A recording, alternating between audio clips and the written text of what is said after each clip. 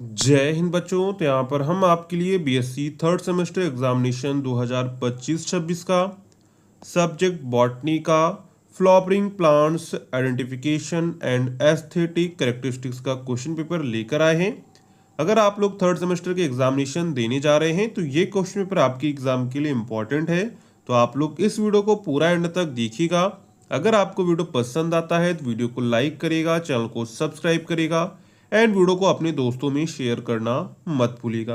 आपको BSc third semester के सभी क्वेश्चन पेपर इस चैनल पर मिल जाएंगे, जिससे आप लोग समझ पाएंगे आपके एग्जाम में क्वेश्चन पेपर किस तरह का आएगा। तो आप लोग इस वीडियो को पूरा एंड तक जरूर देखिएगा।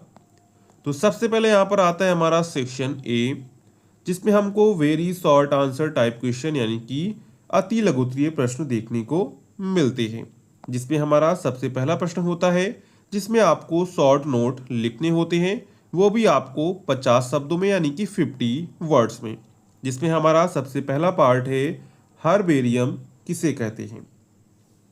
तो हर्बेरियम सूखे, दबाए गए और माउंट किए गए पौधों के नमूनों का एक संग्रह है, जिन्हें व्यवस्थित रूप से व्यवस्थित किया जाता है और भविष्य के संदर्भ या अध्ययन के लिए संग्रहित किया जाता है। सभी के आंसर्स हम बोलेंगे, अगर आप कॉपी में नोट करना चाहते हैं तो नोट कर सकते हैं। इसके बाद आपका इसी में सेकंड है, फेंड्रोगेम्स किसे कहते हैं। तो फेंड्रोगैम या फिर टर्मेटोफाइट्स संवहनीय पौधे हैं जो बीजों के माध्यम से प्रजनन करते हैं, जिसे कि जिम्नोस्पर्म और एंजियोस्पर्म। वे क्रिप्टोगैम बीज रहित पौधों से भिन्न होते हैं। इसके बाद इसी में आपका थर्ड है, टैक्सोनॉमिक की।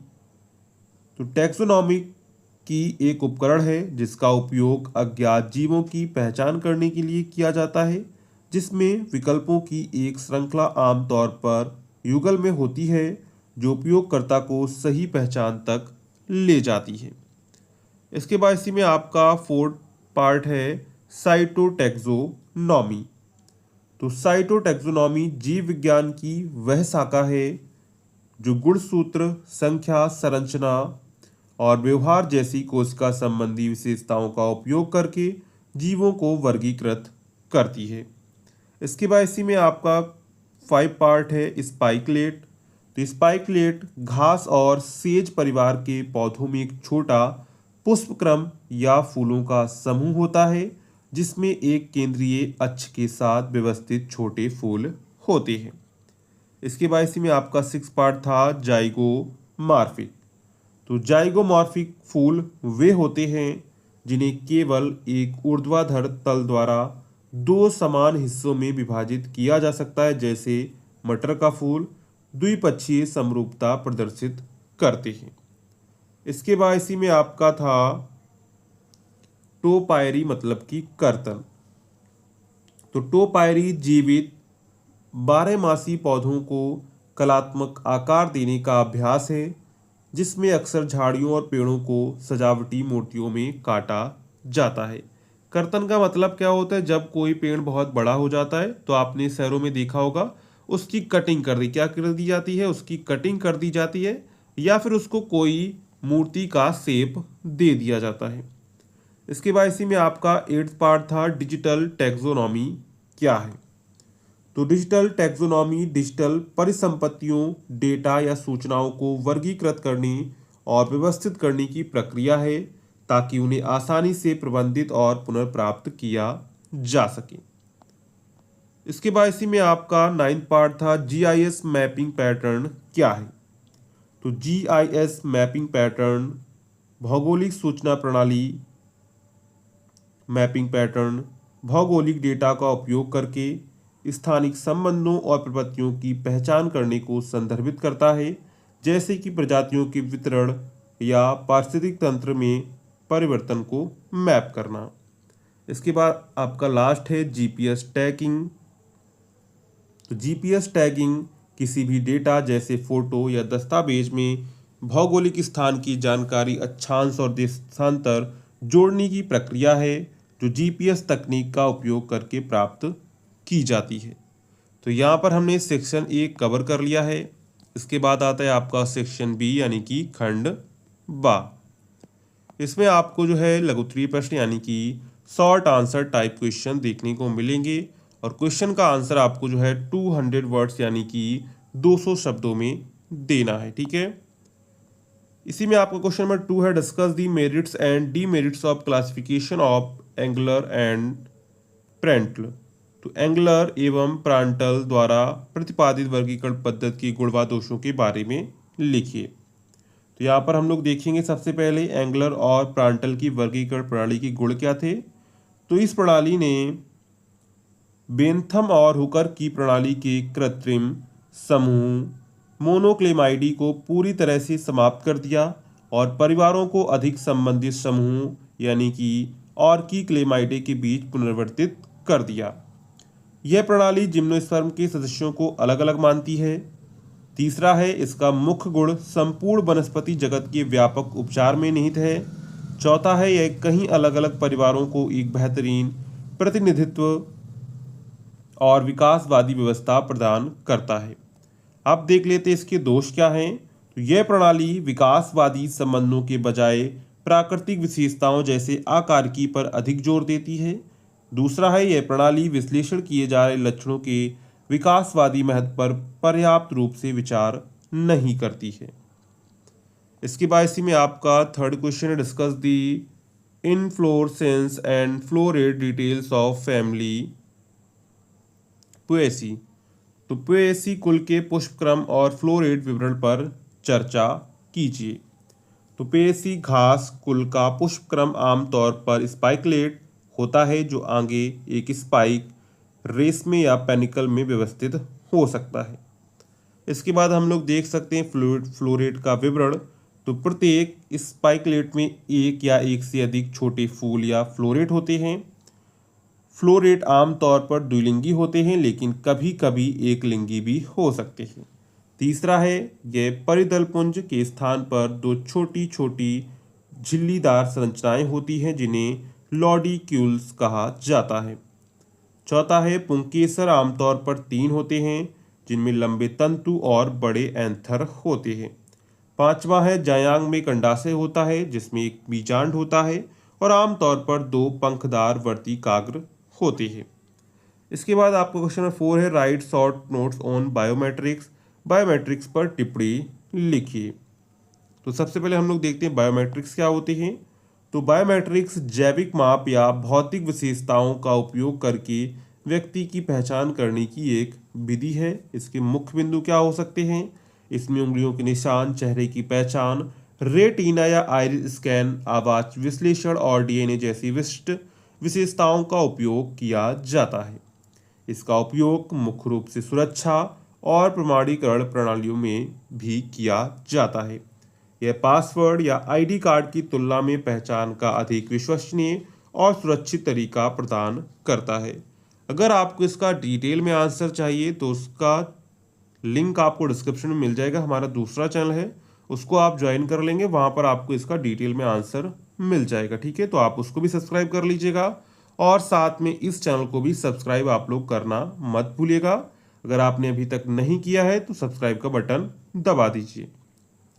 इसके बाद question number 5, write short note on binomial nomenclature system. द्विनाम पद्धति पर आपको संक्षिप्त टिप्पणी लिखनी है। तो द्विनाम पद्धति नामकरण प्रणाली जीवों को वैज्ञानिक नाम देने की एक औपचारिक प्रणाली है।